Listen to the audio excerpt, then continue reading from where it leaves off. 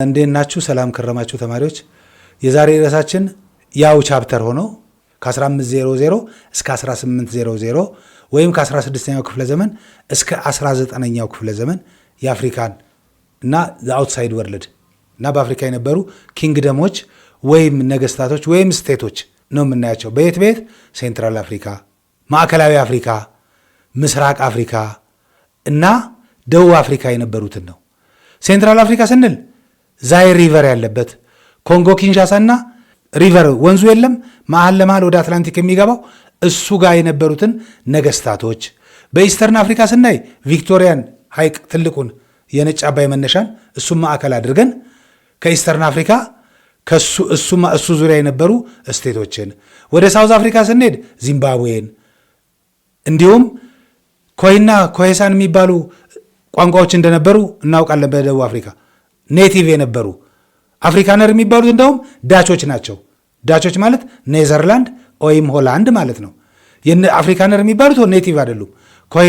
ኮይና ኮይሳን የነበሩ በእነሱ የተመሰረቱ ስቴቶችን የተለያዩ ናቸው። አንድ ብቻ አይደሉም፣ ብዙ ናቸው። በሴንትራል አፍሪካ ስንመጣ ኮንጎን፣ በኢስተርን አፍሪካ ስንመጣ ዚምባብዌን፣ ሞኖሞታፓን፣ ሁቱና ቱትሲን፣ በሳውዝ አፍሪካ ስንመጣ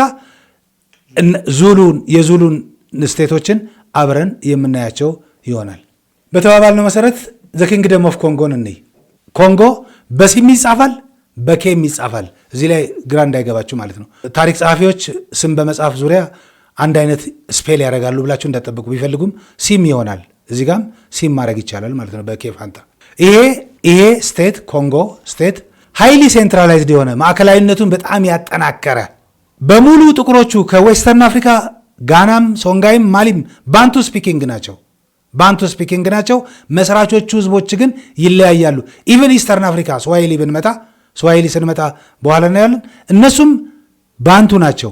በት ስዋሂሊ ከማን ጋር ይቀላቀላል? ከአረብ ጋር ስለሚቀላቀል ነው። ስለዚህ የትም ቦታ ስንሄድ ባንቱ ስፒኪንግ ፒፕል ናቸው እና ባኮንጎ በሚባሉ ህዝቦች አራውንድ 1400 የተመሰረተ ሃይሊ ሴንትራላይዝድ የነበረ ስቴት ነው።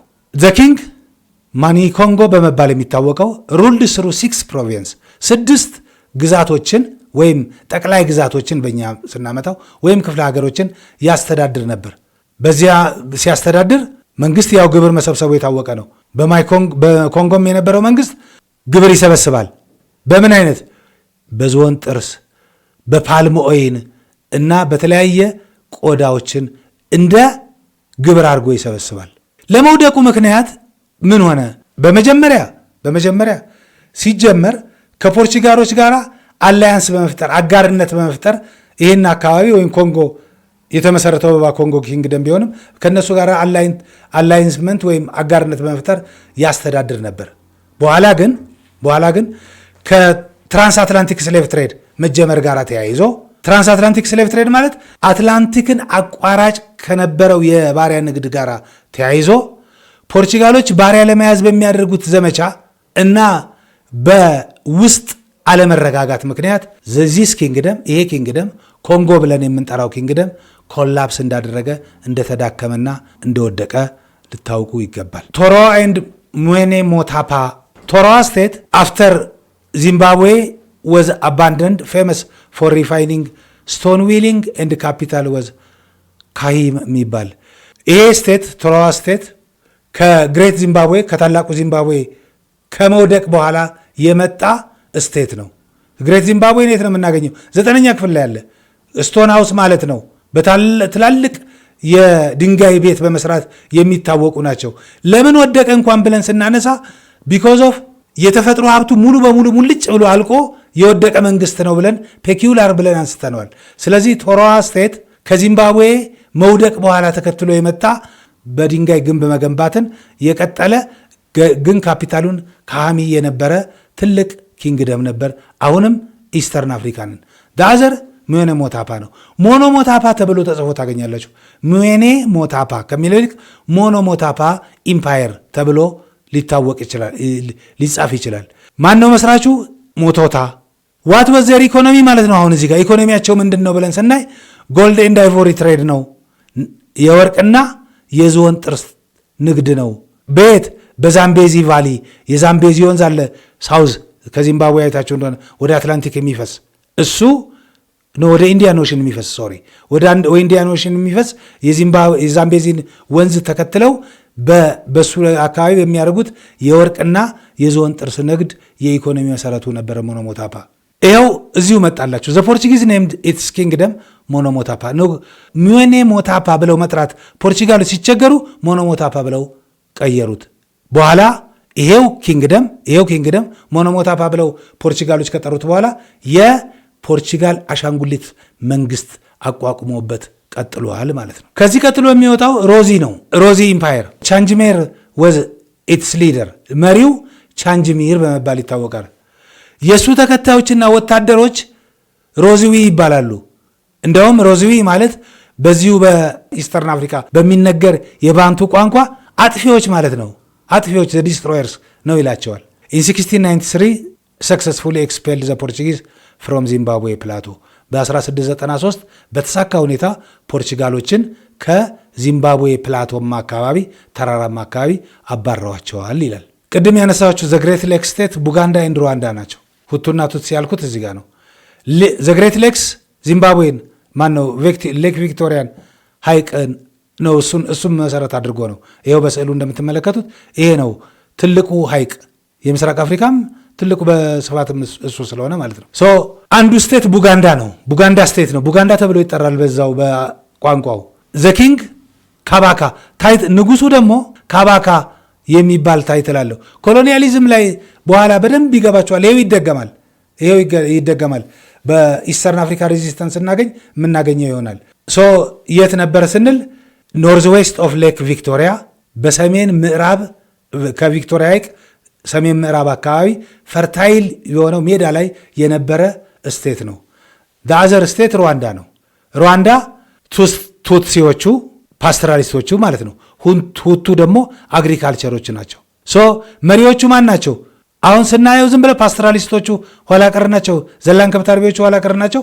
እርሻ ላይ የተሰማሩት ግን ትንሽ ዴቨሎፕ ያደረጉ ናቸው ብለን እነዚህን ነው የምናስበው አይደለም። ፓስተራሊስቶቹ ናቸው አግሪካልቸሪስቶቹን ጨምሮ ያስተዳድሩት የነበረው ዘሩዋንዳ ስቴት ማለት ነው። ሌላ አሁን ወደ ደቡብ አፍሪካ ገባን። ዘዙሉ ኪንግደም እና አንዱ የተቋቋመበት ምክንያት ምንድን ነው? እንደ ሪአክሽን ነው፣ እንደ ሪስፖንስ ነው። በምን ምክንያት? ቡርስ ዳቾች ናቸው። ይሄ ዳቾች ኒዘርላንድ፣ ሆላንድ ማለት ቡርስ የቡርሶችና የእንግሊዞች ወደ ደቡብ አፍሪካ መቅረብ አዝ ሪአክሽን ሪስፖንስ አድርገው የነሱን የዙሉ ስቴት ኔቲቭ የሆነውን አቋቋሙ ነው የሚለው መጽሐፋችን። ኢን ዘ 19 ሴንቸሪ በ19ኛው ክፍለ ዘመን የቡሮችና የእንግሊዞችን ወደ ደቡብ አፍሪካ መቅረብን እንደ ለሱ መልስ ለመስጠት ያህል ነው የዙሉ ኪንግደም የተቋቋመው ነው የሚለው። ሻካ ዙሉ በሚባል መሪያቸው አማካኝነት ሩልድ ይላል። ከመቼ እስከ እንደገዛ ይገልጻል። እዚህ ላይ ማንም ባይጠይቃቸውም አር ፖይንት ከተደረገ ሩልድ ነው። ያገዛዝ ዘመኑን ከ1818 እስከ 1828 የገዛ ሻካ ዙሉ የሚባል ጊዜ ዶሚናንስ ሃይስት ስቴጅ ከፍተኛ ደረጃ የደረሱበት ነበር እና ከዚህም በተጨማሪም ጠንካራ ወታደራዊ ኃይል የነበራቸው እንደነበረ ይገልጻል። የዛሬውን ትምህርታችን በዚህ ከማጠቃለላችን በፊት እስቲ የዛሬውን የሚያጠናክርልን ያላቸውን ትንሽ ቁጥር ያላቸውን ጥያቄዎች እንስራ። ነምበር 1 አንደኛ ጥያቄ ዘ ሩለር ኦፍ ዘ ኪንግደም ኦፍ ኮንጎ ሄልድ ዘ ታይትል። አያችሁ ታይትል ነው አላልኩም ቅድም? ኪንግደም ኦፍ ኮንጎ ካባካ የማን ነው ብለናል? የቡጋንዳ ነው ብለናል። ማኒኮንጎም እሺ፣ ሙታሳሪፍ ዳይም ሌላ ነው። ማኒኮንጎ ብለን ቅድም እዛ ያገኘ ነው። ይሄ የቡጋንዳ ስለሆነ ማለት ነው። ሁለተኛ ሁ ፋውንድድ ዘ ሞኖሞታፓ ኢምፓየር። ኢምፓየሩን ማን የመሰረተው ነው የሚለው ሻካ፣ ሞታታ፣ ቻንግሚር፣ አልፎንሶ። ይሄኛው ቻንግሚር በኢስት አፍሪካ የነበረ ነው። አፎንሶ ሞኖሞታፓ ነው። ዩ ሃቭ ቱ አንደርስታንድ ዛት ኢስተርን አፍሪካ ነው። ስለዚህ ይሄ ቻንግሚር ሞኖሞታፓን የመሰረተ ሳይሆን ሮዌዝዊ ነው። አፎንሶ ሴንትራል አፍሪካ ነው። ሻካ ኢዝ ኖት ፋውንድ ኢን ዘ ኢስተርን። ሞታታ ዲስ ወዘ ኢምፓየር። ቻንግሚር ከዚህ በኋላ ከሞኖሞታፓ በኋላ የመጣ ነው። የሮዌዝዊ ወታደሮች የነበሩት ነው። ስለዚህ ሞኖሞታፓን ሞታታ ነው የመሰረተው ማለት ነው። ይሄ በቀጥታ ኮንጎ ነው ይህን የምትወስዱት። ካቶሊክ ሪሊጅን ጋር በተያያዘ ከዚህ በፊት ያነሳ ነው ይመስለኝ። ዊች ግሩፕ ዋዝ ኖን አዘ ዲስትሮየርስ ፎር ኤክስፔሊንግ ፖርቹጊዝ ነው ይላቸዋል። ዲስትሮየርስ ተብለው የሚጠሩት የትኞቹ ናቸው? ሮዝዊ ናቸው። ቻንግሚር ብለን ቅድም የጠራ ነው። ኮሄሳን ሳውዝ አፍሪካ ነው። ፉንጂ ሱዳን ነው። ዙሉም ሳውዝ አፍሪካ ነው። ዘ ዙሉ ኪንግደም ዶሚናንት ፒክ አንደር ዊች ሩለር የዙሉ መንግስት ከፍተኛ ደረጃ የደረሰበትና ጠንካራ ወታደር የመሰረተበት ዘመን በየትኛው ዘመን ነው ነው የሚለን። ዲንጊስ ዋዮ፣ ሻካ፣ ናዚንጋ፣ ኡስማን ዳ ፎዲዮ። ይሄ ፉላኒ ነው ብያቸዋለሁ ባለፈው። ሻካ ዙሉ እዚህ ጋር ዙሉ ስለቀረ ነው ሻካ ዙሉ ነው። ይሄኛውን ፉላኒ ነው ከፉላኒዎች ጋር ቅድም ያያያዝ ነው ማለት ነው። የዛሬ ትምህርት በዚህ ያብቅቷል። በሚቀጥለው እስከምንገናኝ ሰላም ሁኑ። ቴንኪው ቻው።